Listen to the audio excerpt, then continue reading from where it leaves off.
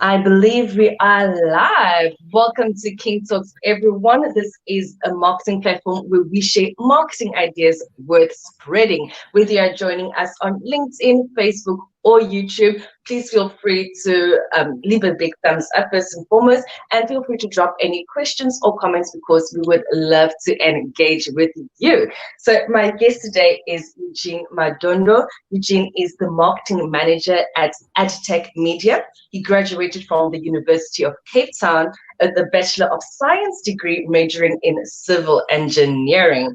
And he has received multiple certifications from various institutions on Google Analytics, content marketing, and he has even completed the advanced diploma in ultimate digital marketing program from Shaw Academy. Eugene is an SEO and content marketing specialist, and that's exactly why we invited him here today. So without taking much more of your time, Eugene, please take over. Thanks for having me here, Tamara. Firstly, I'd like to, most of the time when SEO people talk about SEO, they like to overcomplicate things. So at first, I would like to just demystify everything and just explain what it is. So SEO stands for Search Engine Optimization. And what that means is basically when you're looking for a product or a service or for information, what does a normal person do? You go onto Google or Yahoo or Bing and you search for that service. And then who determines like which website shows up for your search query? So that's where an SEO specialist comes in. So basically, some of these search terms are like very like high value search terms. So basically, if someone ranks #1 for that search term, they stand to make a lot of money. And that's how businesses get into the whole SEO space. So I'm going to explain just in numbers. So there are 3.5 billion searches on Google every day, right? The SEO industry as a whole is worth about $80 billion. That's how big it is. And then, so basically, I'll use an example of, let's say you are a car rental company. And in South Africa, so search volumes are different in each country. And then in South Africa, let's say there's 1,000 search, like 1,000 searches for car rental South Africa. So the person who ranks #1 for that search term gets like, I think around 30% of the clicks. So let's say it's 1,000 searches and you get 30% of the clicks. That means 300 clicks would go to that first result. And then if your site gives someone what they're looking for, like car hire and the right options, and then let's say you had a 10% conversion. So you'd make, this direct money you make from the searches. So you'd make, so 30% of the clicks, then probably 30 sales if it's 10% of 300. So for each month, you'd make 30 sales from that one keyword. And then you would have to break it down into other separate keywords that bring in targeted traffic. So basically, that's how SEO and business aligns. So basically, in SEO, you don't create demand. SEO leverages existing demand. So services like social media and paid media and all those other avenues, they create demand. And then SEO leverages, SEO is like a net basically. And then if there's no fish in the sea, the net will come back with nothing. But if there's fish, the whole concept of SEO is to catch whatever is available for that search term. And then as an SEO specialist, you use tools to find out which keywords bring which terms. And it's an SEO's job to determine if the keyword is targeted or not. When I work with a lot of brands, what I usually find is branding people like using fancy language. And fancy language and SEO doesn't mix because the normal average person doesn't use fancy language when they're searching. And the whole point of SEO is to use the exact words that someone is searching to give them exactly what they're looking for. So if you align your website with what the customer is looking for and you give them exactly that on the page, then your website gets high conversion rates and you make sales. It's basically as simple as that. And then, so when it comes to SEO, there's several aspects to it. It is on page and off page. On page can be divided into two aspects, which is technical, which has got to do with, so technical SEO, you work mostly with developers. It's got to do with the website architecture and the website structure and the page speed and the schema markup. So basically, as an SEO, you work with developers to make sure that your website is telling people the right information in a way that makes sense. So basically, all your pages have to be interlinked into related topics so that you basically make it as easy as possible for Google to know what your website is about. So it shows your website to the right people. And then the other aspect is the content side, which is like the on-page optimization, your meta titles, your content. That side, you work with copywriters. When you're working with copywriters, you're trying to make sure they use their fancy language, but they use it in such a way that it gets found by the right people. As I said before, there's an issue sometimes when you're working with brand people where they use words that people wouldn't use to search. So it's about balancing that, working with copywriters to make sure the content answers all the questions related to that topic. Because if you don't have the most in-depth page on that topic, you're unlikely to rank. And then the last aspect is off-page. So off-page, mostly off-page is backlinks, right? And then how I like to explain backlinks, it's like in academia, you know, when you're writing like a research paper, and then it gets referenced by other people. The more it's referenced and used by other people, the more authoritative your paper is, so the more people trust it. So Google works in the same way. So like a website, if other websites link to your website, that's a trust signal. It tells Google this person knows what they're talking about. The more websites that link to your website, the more authoritative your website becomes.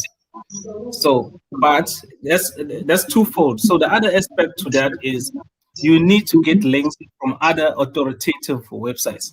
So websites that get links from other websites have more weighting than random websites, because anyone can go around getting links from random websites, but it won't be as effective as getting links from authoritative websites. And then the other aspect is relevance. So you can get links.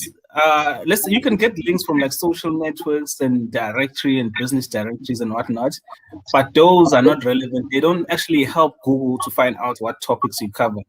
So most of the time, if you are like a food company, it's better to get links from, let's say, people who write about food, like food bloggers. Like a food company getting a link from a tech site doesn't make any sense. Yes, the tech site may be authoritative, but you have to get links from relevant websites. Also, you can get a link if you get links in content that doesn't have anything to do with the topic of your website. That also doesn't make any sense. So the content surrounding the link to your site has to be related to the topics you cover. And then another aspect of off-page is anchor text. So anchor text is the link. So you can have like a naked URL, like www.website.com. That's like a naked URL. Or you could go here and then you hyperlink that to the website. That's anchor text.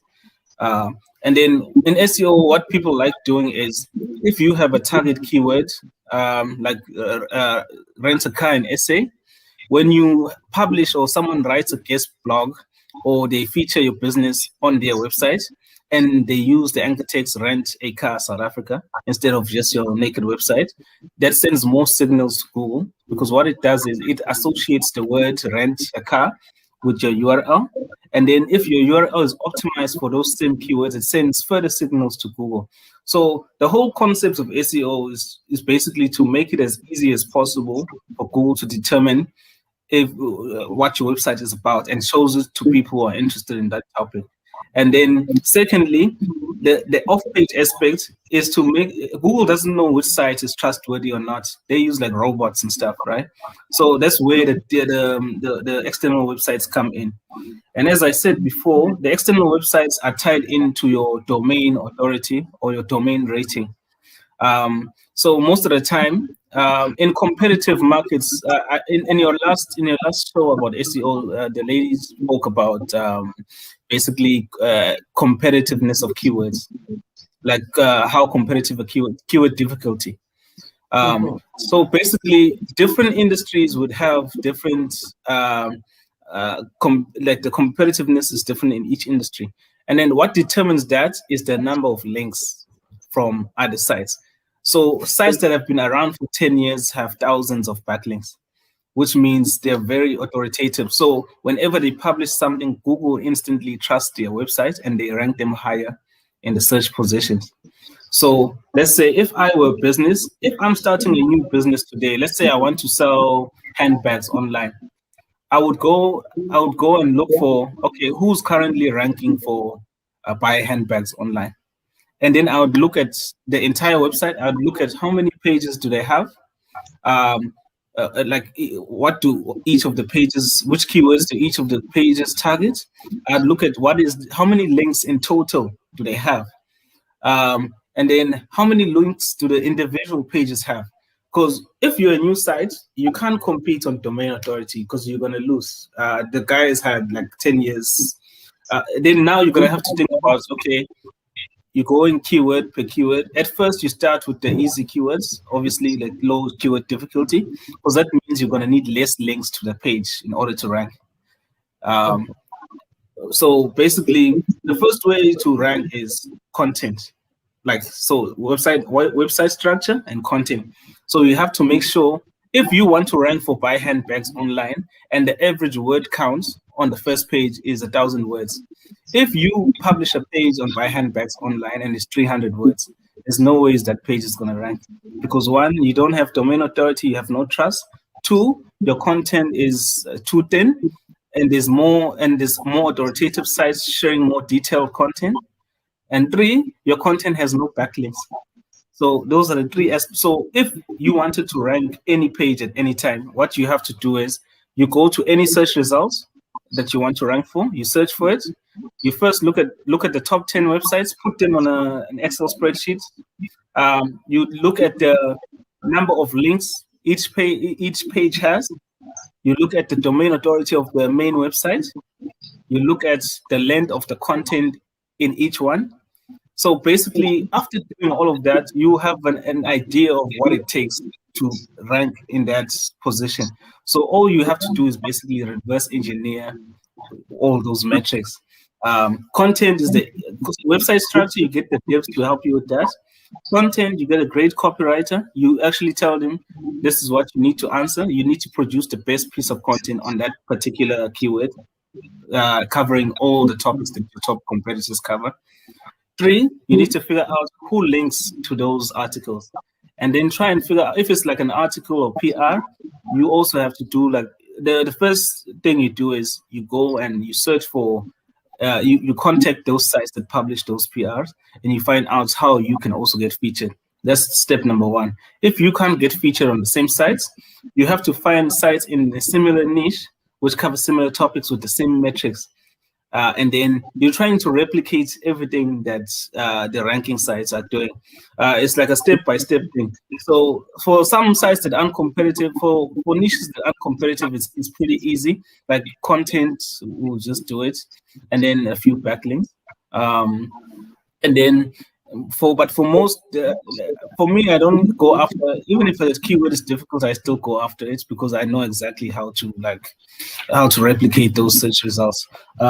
Yeah. So, and then basically that's it. You can't go into a competitive niche. Most SEOs always ignore the external person.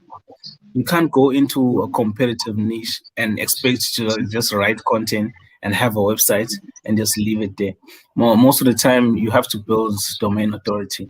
And then I would like to mention like basic tools that you need as well to do all of this stuff. So one is obvious, it's Google. The first thing you want to rank for keyword, just type it and see who's ranking. And then to find the metrics like domain authority, you just have to Google domain authority checker.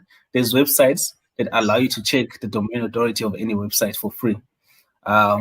And then for keyword research, if you want to find out like if there's demand for a specific keyword or if it's worth creating a page on that keyword, you need to know if there's keyword volume surrounding that keyword. So never write content or create a website before doing keyword research, because then basically you're going in blind. You don't know what you're going after. So the first step you must do is you use a tool. It's either SEMrush or Ahrefs. SEMrush and Ahrefs all around the tools. So you can do keyword research on there. You can find out how many backlinks competitors have. You can find out how much traffic they get from Google. So basically, you can replicate any site strategy using Ahrefs or SEMrush. And then I think Neil Patel has a free tool. I'm not sure if it's still free. Ubersuggest. It also allows you to do keyword research. So keyword research is the most important step, because otherwise you'll be creating content that no one is looking for. It also helps you to determine what words people are actually using instead of using these fancy marketing words that people don't use, and then, so for one, if it's a keyword research, SEMrush, Ahrefs, or Ubersuggest. And then if you have a website, any website, you must sign up for Google Search Console. Google Search Console is Google's own free tool. It's like Google Analytics, but Google Search Console only tracks the organic performance, and it allows you to diagnose if there's any issues with Google reading your site. So it will give you like alerts, and it lets you know where you rank for what keyword. So basically, anytime you create a page, you can submit it to Google, so Google can crawl it and then rank it on the search results. So any site that's online has to have its own Google Search Console account. And then the last one, so SEMrush, Ahrefs are for keyword research and external SEO for like backlinks. Then Search Console is internal for diagnosing your sites and for tracking what's going on or if Google's picking it up. And then lastly, another essential tool is called Screaming Frog. Screaming Frog allows you to crawl your entire site, and it lets you know if you have any duplicate content, duplicate tags, broken links. You can basically essentially diagnose any website technical issues using Screaming Frog. The free version allows you to crawl a website up to 500 pages. So for most people, that's adequate. So essentially, when you have these three tools, you have all the tools you need to dominate any niche, basically. You just need to know how to do it. As I said, you start with what do you want to do? That's the website. What is the aim of the website? Once you know the aim of the website, you think of who are your competitors. And then what you can do is you can search, you can pull in your competitors into Screaming Frog. It pulls all their pages. It shows you all their H1s and meta titles. We put them into Screaming Frog. It tells you what each of those pages, which keyword or like the volume of each of the keywords that the pages target, and where they rank and how much traffic they get from that ranking. And then it tells you how many backlinks the pages have. So essentially, you know, if you have an idea of a business and you know who the competitors are, you can essentially reverse engineer any strategy.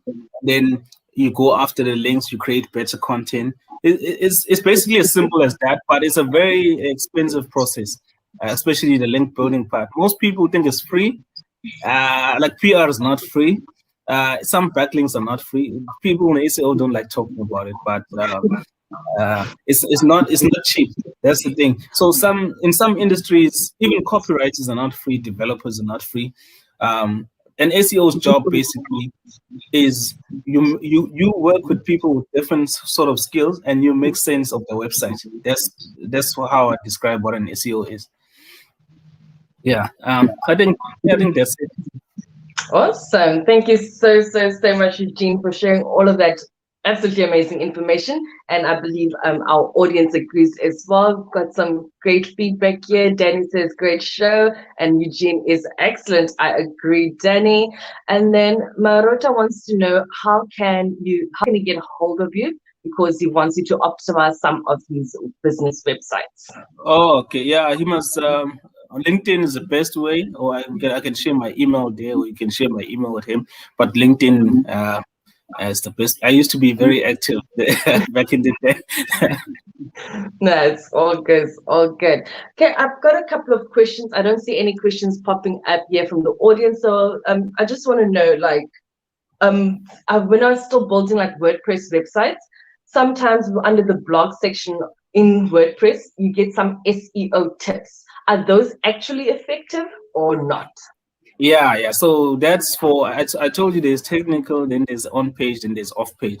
So the tips you get at the bottom are for, that's the on page stuff. So your meta description, your SEO titles, and your H1, and also because like it's important in your, it's important so each page has to have at most 2 target keywords, right?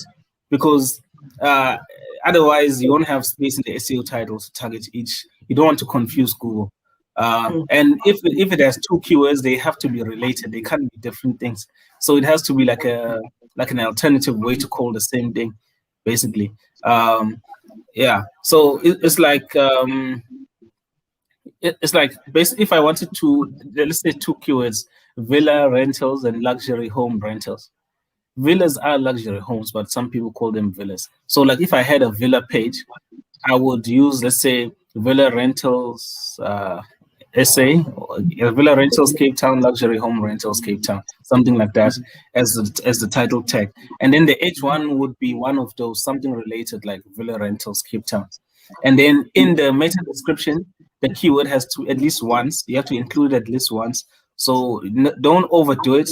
Like when you when you use the same keyword repetitively, Google is not dumb, you just need to mention it once in the title, or like once in the H1 and once in the meta description, and make it make sense. It mustn't be like you're trying to play them stuffing keywords. So those tips, like at the bottom of usually Yoast gives you that, and all these SEO, these WordPress SEO tools. And then other sites like what do I say? Shopify, they have their own systems. They have their inbuilt places where you can change the SEO and meta titles. WordPress is just one. Squarespace has its own system as well. It depends what you're using. WordPress has like plugins, but the other systems have their own inbuilt systems as well. That stuff is just so you can change without going into the code. So you can change the titles and meta descriptions without going into the actual code of the site. So it is very important, because no 2 pages must ever have the same H1 or the same SEO titles, same meta description. Each page must be unique. If it's not unique, it's seen as duplicate content, and then it won't show up on search if Google thinks all the pages are about the same thing. Okay, cool. Just reading a comment of yes, Sia Sang is also enjoying the show. Thank you, Sia. Some kind of saying thank you very, very much. I believe that is for you, Eugene. So I'm not seeing any other questions pop up. You mentioned that the whole SEO industry is worth 80 billion, if I remember correctly. $80 billion, yes. Yeah. Okay. So do you think this is a lucrative career option for anyone that is like looking to start right now? Is it worth it going into it? Okay, I'm gonna be honest with this. I've been through it because my career, I've worked in like agencies, in companies, like individual companies, in-house, and then now I'm sort of working with. Based in SA, but I'm working for like a UK company. So what I'd say is SEO depends on how good you are, right? So on average, like an SEO with 3 to 5 years experience will earn like between 20 and 25K, right? Something like that. Like let's say you start off at an agency. If you're lucky, maybe you earn like 10K as an intern. But if you're not, but most of the time you earn like 6K or something like that. It's a stipend basically. And then when you're like a junior, maybe you earn like 12 to 18, something like that. Once you've passed the internship stage and you're like a junior. And then when you start being like more senior, then you get into the 20s. Like, as I say, 20 to 25. Some guys are on the upper end, like 30K. That's the average here in SA. And then if you're like a SEO, and 30K is like an SEO manager of like, and then if you work in an agency and you're like a SEO director and whatnot, you earn, some of those guys, some guys earn like between 40 and 50, right? But then you're training juniors and mid-level, and you control so there's people in charge of certain sites, but you control the entire process. If anyone has a problem, they come to you. That's sort of a vibe. But what I found interesting is I realized that SA, the money is not that great. So for some people, let's say 40K is not bad, right? But in SA, developers get paid more than SEO people, even though we are like a technical skill set, right? If you go to the UK or America, the guys get paid like they get paid like quite well. That's which is why I've started working with like UK, US companies, because then I get paid like US rates while staying in SA. So you can earn like probably you can earn like $70,000 a year, which is like around like it's like you can earn like executive level income while staying in SA without actually being an executive. So it depends on you, but you have to be as I said, you have to be well-rounded. So, like, I know some agencies like putting people into boxes. Like, someone's just doing on-page, or it's like a content SEO person. Someone's just doing technical SEO, and then they have like a link builder. Someone doing off-page. So they end up making people who aren't like full-on SEOs. They like it's like you're part. You know, you don't have the full skill set. So that makes it difficult to land like the higher paying jobs because they need you to be like well-rounded. But if you are well-rounded, you can negotiate. And freelancing there's a lot more money in freelancing than in actual jobs in SEO actually. So things have become things are great during COVID. For us, it's like things are great. Yeah. Cool. Thank you so much for that, Eugene. Siso wants to know, does it work the same way? So does SEO work the same way for online shops and e-commerce as it does for normal websites? No, SEO is for anything that think about it like this. When you search buy a perfume online, who shows up? Take-A-Lot or something, right? That's SEO. They showed up there because they're the most authoritative. They have links. They have SEO people working on making sure that their website is fast, that their website is well optimized for each of the. So there's even internal linking, how the products link to each other. There's SEOs working on that. So basically, if it's a website and you want it to rank on Google, SEO has to be involved. Think about it that way. If you search for it and you find it, then SEO was involved. Yeah. Cool. Another question here from Peppy. She's asking, in the content dissemination space, is it better to have your title as a digital manager or specifically as an SEO manager? So for career purposes, what's better? Digital manager means you do more than SEO. That means you may do like email marketing, you may do social. So usually for me, a digital manager is someone who's like a jack of all trades. They do bits of everything.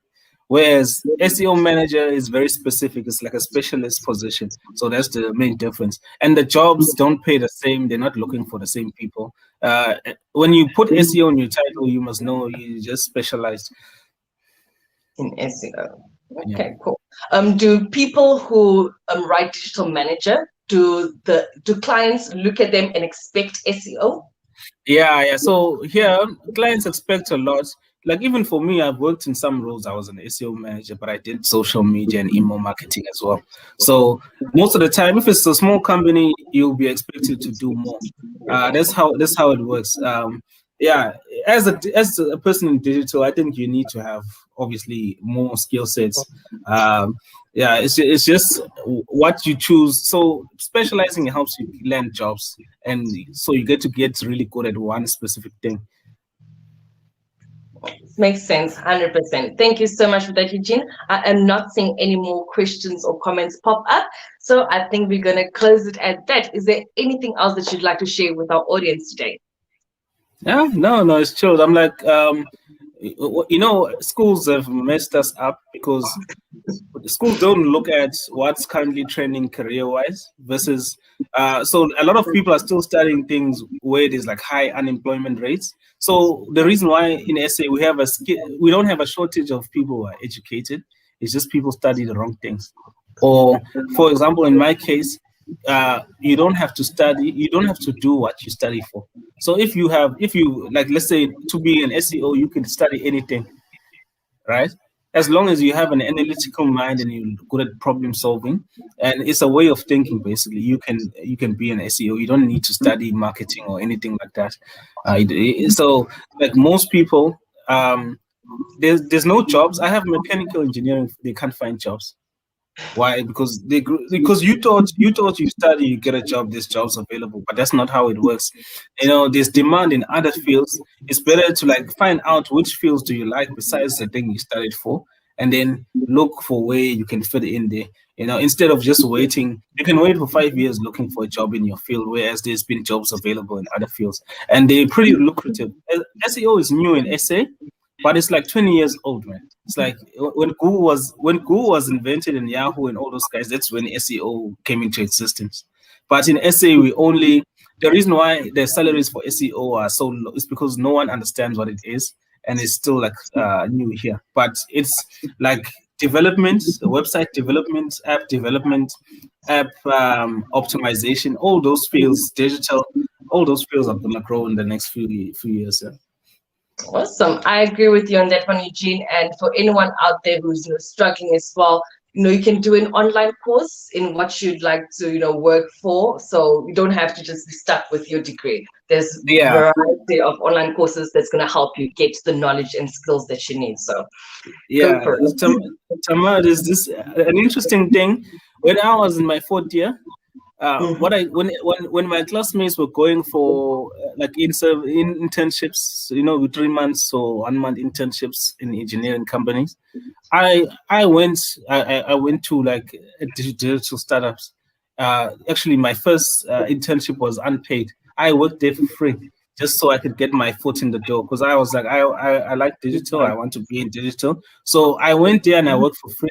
And then instead of waiting for a year to not have a job, you go there, you hustle. Even if you're helping them with, you must be around the space where you want to work. Somehow figure a way to get in there. I think that's how you get started instead of like waiting.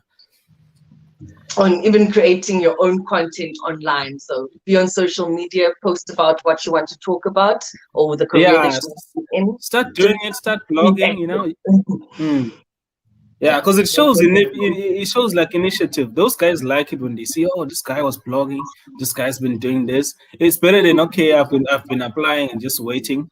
That doesn't show initiative. So you have to differentiate yourself from other applicants. Definitely. Awesome, Eugene. Once again, thank you so much for your time, and I truly appreciate this, and I believe our audience does too as well.